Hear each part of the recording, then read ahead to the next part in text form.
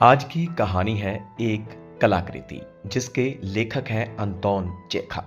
Sasha सिमरनोव अपनी मां का इकलौता बेटा था। उसने वित्तीय खबरों से भरे 223 नंबर के अखबार में लिपटी हुई चीज अपने बगल में दबा रखी थी।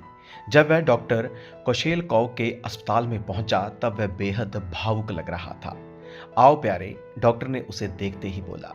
बताओ, अब तुम कैसा महसूस कर रहे हो? तुम मेरे लिए क्या अच्छी खबर लाए हो? साशा ने पलकें झपकाई, अपने हाथ को अपने सीने पर रखा और उत्तेजित स्वर में बोला, श्री इवान, मां ने आपको नमस्कार और धन्यवाद कहा है। मैं अपनी मां का इकलौता बेटा हूं और आपने मेरी जान बचाई है। एक खतरनाक बीमारी के चुंगल से आप मुझे सकुशल बचा लाए हैं और हम नहीं जानते कि आपका शुक्रिया कैसे अदा करें। क्या बेकार की बात है लड़के, डॉक्टर बेहद खुश होते हुए बोला। मैंने तो केवल वही किया जो मेरी जगह कोई और डॉक्टर होता तो वह भी करता। हम गरीब लोग हैं, आपके इलाज की कीमत अदा नहीं कर सकते। मैं शर्मसार हूं डॉक्टर साहब। हालांकि मां और मैं, अपनी मां का इकलौता बेटा, हम आपसे अर्ज करते हैं कि आभार स्वरूप आप यह कलाकृति ग्रहण करें। यह बेहद कीमती है, एक प्राचीन कांस्य कलाकृति, एक दुर्लभ चीज। तुम्हें ऐसा नहीं करना चाहिए, डॉक्टर ने भौहें चढ़ाते हुए कहा। तुम मुझे ये क्यों दे रहे हो? नहीं, कृपया इसे अस्वीकार ना करें। साशा अखबार में लिपटी हुई एक कलाकृति को बाहर निकालते हुए बोलता रहा। यदि आप इसे लेने से मना करेंगे तो मेरी मां और मुझे आहत कर देंगे। ये बहुत बढ़िया चीज है, एक प्राचीन कांस्य कलाकृति। मेरे स्वर्गीय पिता इसे हमारे लिए छोड़ कर गए हैं। हमने इसे एक बेशकीमती स्मृति चिन्ह के रूप में अपने पास रखा हुआ है। मेरे पिता प्राचीन कलाकृतियों को खरीदकर उन्हें कदरदानों को बेचा करते थे। अब मां और मैं ये छोटा सा कारोबार संभालते हैं। साशा ने लिपटा हुआ अखबार हटाकर कलाकृति को गंभीरता पूर्वक मेज पर रख दिया। यह कलात्मक कारीगरी से युक्त पुराने कांसे का एक मोमबत्तियां रखने वाला स्टैंड था। उस दीपाधार पर हवा की वेशभूषा में दो युवतियों की मूर्तियां बनी थी। उनकी भाव भंगिमा ऐसी थी कि बयान करने का ना तो मुझे साहस है और ना ही ऐसा स्वभाव है। दोनों युवतियां बड़ी अदा और नखरे से मुस्कुरा रही थी और उन्हें देखकर ऐसा लगता था कि यदि उन्हें मोमबत्तियां रखने वाली उस कलाकृति का आधार बनने के काम से मुक्त कर दिया जाता तो वे वहां से उतरकर ऐसे लापटे से मग्न हो जाती जिसकी कल्पना करना भी पाठक के लिए अशोभनीय होता। तोहफे को देखते हुए डॉक्टर ने धीरे से अपना सिर खुजलाया और अपना गला साफ किया। हाँ, वाकई बढ़िया चीज है, वह बुदबुदाया। लेकिन मैं इसे कैसे बयां करूं?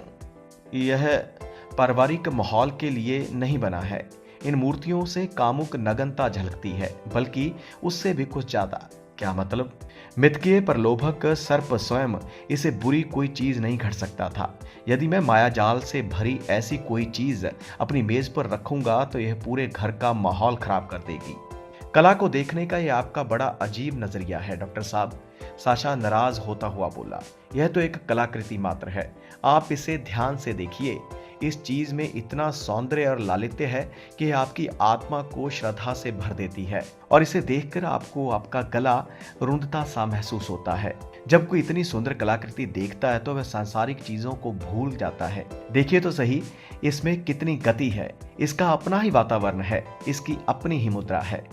प्यारे लड़के, यह सब मैं अच्छी तरह से समझता हूं, डॉक्टर ने उसे बीच से ही टोकते हुए कहा। लेकिन तुम जानते हो कि मैं एक पारिवारिक आदमी हूँ। मेरे बच्चे यहाँ आते हैं, महिलाएं यहाँ आती हैं। जाहिर है यदि आप इस कलाकृति को भीड़ के नजरिए से देखेंगे, साशा ने कहा, तो यह आपको किसी विशेष रंग में रंगी नजर आएगी। किंतु डॉक्टर साहब, आप भीड़ से ऊपर उठिए।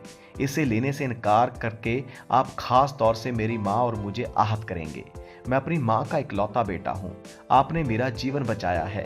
हम आपको अपनी सबसे अमूल्य वस्तु भेंट में दे रहे हैं और मुझे केवल इसी बात का खेद है कि मेरे पास आपको देने के लिए इसका जोड़ा नहीं है। धन्यवाद प्यारे, मैं बेहद आभारी हूँ। अपनी माँ को मेरा प्रणाम करना। लेकिन जैसा मैंने पहले कहा, मेरे बच्चे यहाँ आते रहते हैं, महिलाएं यहाँ आती हैं। खैर, तुम इसे यहीं रख दो। मैं समझ सकता हूँ कि तुमसे बहस करने का कोई फायदा नहीं है। श्रीमान, बहस करने की कोई वजह ही नहीं है, साशा ने राहत महसूस करते हुए कहा। मैं इसे गुलदारों के पास रख रहा हूं, काश आपको देने के लिए मेरे पास इसका जोड़ा होता। खैर, चलता हूं डॉक्टर साहब। साशा के जाने के बाद डॉक्टर अपना सिर खुजलाते और सोचते हुए बहुत देर तक उस कलाकृति को देखता रहा। यह वाकई एक शानदार चीज है, उसने सोचा, और इसे फेंक देना अफसोसजनक होगा, लेकिन मेरे लिए इसे अपने पास रखना असंभव है। यह तो एक समस्या है। मैं इस चीज को किसे तोहफे या दान में दे सकता हूँ? कुछ देर तक सोचने के बाद उसे अपने वकील दोस्त अहो का ख्याल आया। यह कानूनी मामलों में डॉक्टर की मदद करता था, जिसकी वजह से डॉक्टर अपने इस मित्र का एहसानमंद था। बढ़िया, डॉक्टर ने फैसला किया।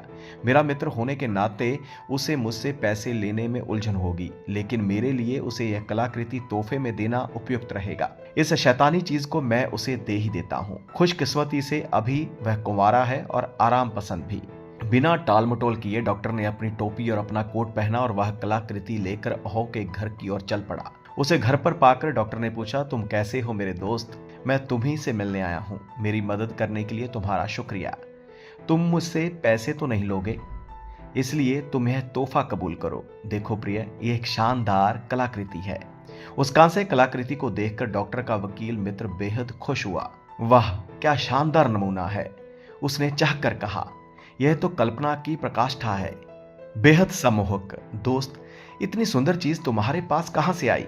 अपना उल्लास व्यक्त करने के बाद वकील ने सहमते हुए दरवाजे की ओर देखा और कहा, लेकिन दोस्त, तुम्हें अपना यह तोहफा वापस ले जाना होगा। मैं इसे नहीं ले सकता। क्यों भाई? डॉक्टर ने पूछा।